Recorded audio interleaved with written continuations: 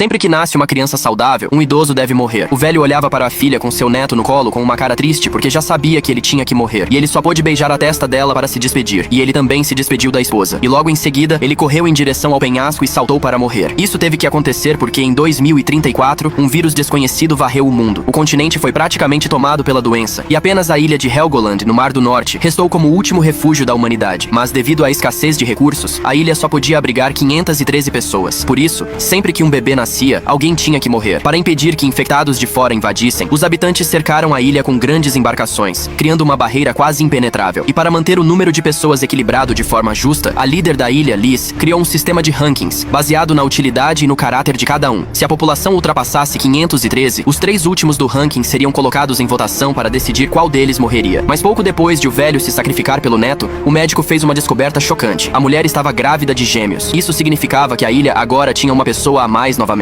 Diante disso, Liz reuniu todas as autoridades para discutir o caso. Ela insistiu que as regras deviam ser seguidas à risca, pois sabia que se abrisse uma exceção, logo viriam outras. Assim, foi decidido que em alguns dias, uma nova votação seria realizada. Quando a notícia se espalhou, Curly, um homem que estava em terceiro lugar na parte inferior do ranking, ficou apavorado. Ele tinha perdido pontos recentemente por ter batido um caminhão e já conseguia imaginar seu destino. Em segundo lugar estava uma idosa que vivia apenas com sua neta. E na última posição estava um homem chamado Bruno, que no passado havia cometido crimes graves. Bruno ficou desesperado ao ver seu nome no fim da lista. Ele já havia se arrependido e trabalhava duro todos os dias, mas ainda assim continuava sendo o pior ranqueado. Enquanto isso, a idosa, com medo de morrer, tentou sequestrar um dos bebês enquanto a mãe dormia, mas foi pega no flagra. Como já estava velha e fraca, não teve escolha a não ser fugir, humilhada. Logo chegou o dia da votação. Todos os habitantes tinham direito a um voto para decidir quem morreria, abrindo espaço para o recém-nascido. A boa notícia para Curly era que ele não seria mais votado naquele dia. No dia anterior, ele compartilhou sua comida com uma garotinha no mercado e fez questão de ser visto por Liz. Com isso, ganhou pontos e subiu para o 4º lugar, sendo substituído por uma mulher que caiu para a 3ª posição. Mas apesar de estar entre os últimos, essa mulher não era tão mal vista, e poucas pessoas votaram para que ela morresse. Quando chegou a vez da idosa, a mãe dos bebês, ainda furiosa pelo que ela tentou fazer, levantou a mão imediatamente para votar contra ela. Bruno, para se salvar, também votou contra a idosa junto com sua esposa. No entanto, a quantidade de votos contra ela foi pequena. Quando chegou a vez de Bruno, quase todos os presentes votaram contra ele sem hesitar. Seus crimes passados ainda eram lembrados por todos. Ninguém o perdoava. Assim, Liz declarou que ele seria o sacrificado. Mas quando sua esposa viu que ele estava condenado, revelou algo chocante. O filho de Liz, Abel, usava comida para chantageá-la a ter relações com ele. Nesse instante, outras mulheres tomaram coragem e começaram a falar. Descobriu-se que Abel tinha abusado de quase todas as mulheres da ilha. Desmascarado, Abel correu até sua mãe pedindo proteção. Mas segundo as leis da ilha, crimes como o dele eram punidos com a morte. Liz sabia que, se tentasse protegê-lo, despertaria a fúria dos habitantes. Porém, matar seu próprio filho era algo que ela não conseguia fazer. Sem saída, ela ordenou que Abel fosse levado até o continente na próxima missão de troca de suprimentos e fosse deixado lá para se virar sozinho. Dessa forma, ao menos daria uma resposta ao povo. Assim, Bruno escapou da morte por um triz. Nessa mesma expedição, Leon, filho do médico da ilha, decidiu ir junto. Ele e o pai trabalhavam todos os dias no laboratório tentando desenvolver uma vacina contra o vírus, mas por falta de materiais, ainda não haviam conseguido. Como alternativa, usavam infectados capturados no continente como cobaias para os testes. Essas pessoas aceitavam participar dos experimentos em troca da chance de viver na ilha, mas quase ninguém sobrevivia por mais de uma semana. Por isso, Leon queria tentar encontrar recursos que pudessem ajudar no desenvolvimento da vacina. Seu pai não queria que ele fosse, mas Leon estava decidido. Antes de partir, ele pediu à chefe da milícia, Gabi, que cuidasse dele. Quando os portões se abriram, Abel, Leon e os membros da milícia embarcaram rumo ao continente. Ao chegarem, primeiro abandonaram Abel. Ele, acostumado com uma vida de luxo, ficou aterrorizado ao ser deixado para trás. Tentando negociar sua sobrevivência, revelou que sua mãe escondia suprimentos na ilha, mas os soldados da milícia já o odiavam há muito tempo por seus abusos de poder. Antes de o deixarem, deram-lhe uma surra e o forçaram a correr para dentro do continente, onde teria que se virar sozinho. Depois disso, o grupo seguiu para a cidade para negociar suprimentos com um homem chamado Conde, líder da região e chefe de uma milícia poderosa. Leon ficou no barco, enquanto Gabi e os outros foram ao ponto de encontro. Quando Conde apareceu, uma coisa chamou a atenção. Apesar do vírus estar por toda parte, ele e seus homens não usavam máscaras. Será que eles tinham alguma cura para esse vírus? Antes que a negociação começasse, um homem surgiu correndo, implorando para ser levado para a ilha. Ele dizia ser um mecânico experiente e prometia ser útil. Mas antes que terminasse de falar,